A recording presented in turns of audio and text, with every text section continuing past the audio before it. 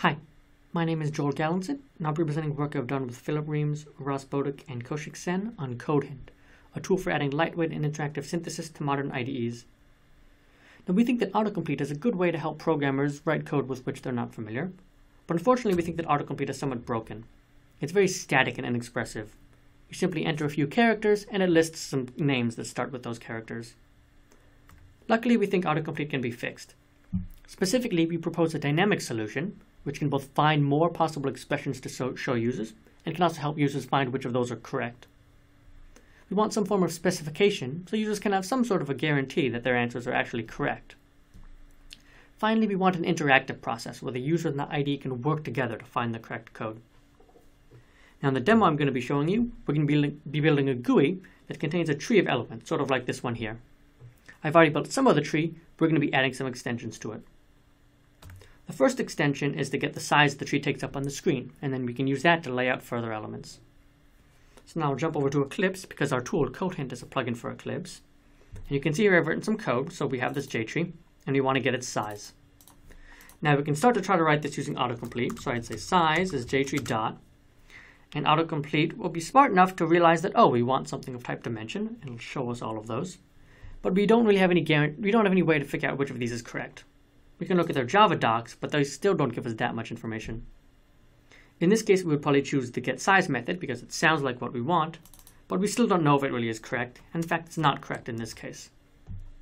To use CodeHint, we set a breakpoint and run the code, so we can actually use dynamic information. We then ask it, just as we did with autocomplete, to return us things of type dimension. It will actually generate and then evaluate a number of different expressions, and then return us some results. By looking at the results, we can see that the getSize method actually returns a dimension with width and height 0, which is clearly not what we want. But this getPreferredSize method returns us something that's 70 by 78, which sounds like what we want. So by actually evaluating these expressions at runtime, we were able to see which ones we actually wanted to use. In addition, these results are sorted by how likely they are to appear, based on some offline analysis we've done.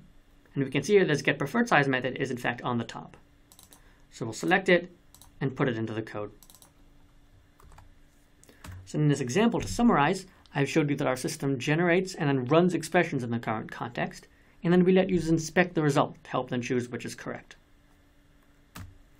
For our next task, we want to find the menu bar of the application, so we can add some new menu items to it, perhaps to show or hide the tree. So switching back to Eclipse, you can see I want to find the menu bar. Again, I could try to write this with autocomplete, but unfortunately autocomplete doesn't know anything that returns this type, so it simply shows me all of the possible methods, and there are a whole lot of them. Now I could try to guess the name of this. I could say, is there something called getMenuBar, but there's nothing called that. So we're sort of stuck.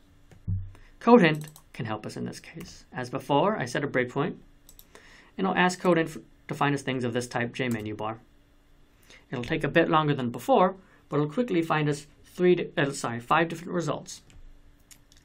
And by analyzing these results, we can see they all involve calling some method, downcasting the result to a JFrame, and then calling getJMenuBar on the result. So by actually evaluating these expressions at runtime, we're able to know that we can do this downcast. A purely static technique like autocomplete probably wouldn't be able to find these expressions. Now in this case, we can see that all of them return the same menu bar, so they probably all do what we want. And then if we look at the top one, the most likely one, and we see what it does, we see it gets the window that contains this JTree, and then gets that Windows menu bar. That sounds like it's what we want, so we can choose it and put it into the code. So in this example, we see that users really want to be able to query over state. In fact, these queries should actually be over dynamic values, so we can reason about what's happening at runtime. For our third and final task, we want to be able to let users click on elements in the tree and then do something based on the element they clicked. For instance, if we're building a file manager, we want to be able to show the files in the directory of the user that they clicked. Now this is tricky because we don't know what the tree API gives us. Will it give us the string we clicked, say Alice? Will it be the node in the tree or the data that node represents? We don't know. But as with before, we could express our knowledge of what the result should be to try to find the code. So back to Eclipse, you see I've already written the mouse listener. Now we want to get this clicked object. So I can easily run the code and click on Eve, say, Now, if I knew that I wanted a specific value, say the string Eve, I could ask CodeHint to find me things that evaluate to Eve in this context. Unfortunately, I don't know if the API will provide us that, so I can't. But someone who used my tool had the insight that in Java, everything has a toString method.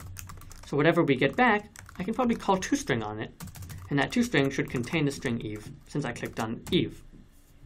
And if you ignore the prime here, this is just a normal Java expression that returns a Boolean. So CodeHint will find us a number of expressions, and we can see from the toStrings that they all do contain the string Eve, although somewhere in silly ways, like these mouse events. By looking through these toStrings, I can see that these home Eve things look like they might be what I want, since Eve is in fact underneath home in the tree. So maybe I'll do a filter and keep only the elements that also contain home. Now this is a pretty small list. I could look through it and try to find the correct expression. In this case, perhaps I'm too lazy to do that, or I want some more guarantees that what I choose is correct. So I can simply keep them all as candidates and continue on with the execution. I can then give another demonstration in a different concrete state. So in this case, I might click on nothing beneath all of the elements. And now I see all of the results from before and their new results in the current context. When I click on nothing, I might know that I want null. And so there's only one expression that returns null that returned what I wanted before. And if I look at what it does, it seems to be exactly what I want. So I can put it right into the code. So this shows that it's helpful to have general correctness queries, so that in this case I asked for things whose toString contained Eve. In general, we support arbitrary Java predicates. And furthermore, we saw that it's useful to give multiple demonstrations, which can quickly prune the number of results. Just in this previous case, just giving 2 examples brought us down to a single result. So to summarize, we think that autocomplete and similar tools are very useful, but they're stuck in the past. We want to propose a new system that allows people to query for types, but also for things that evaluate to certain values, or that satisfy arbitrary predicates.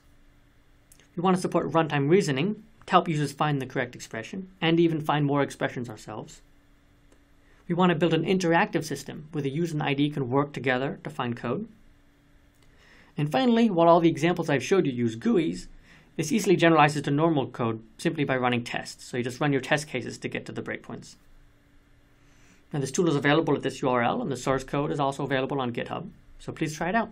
Thank you.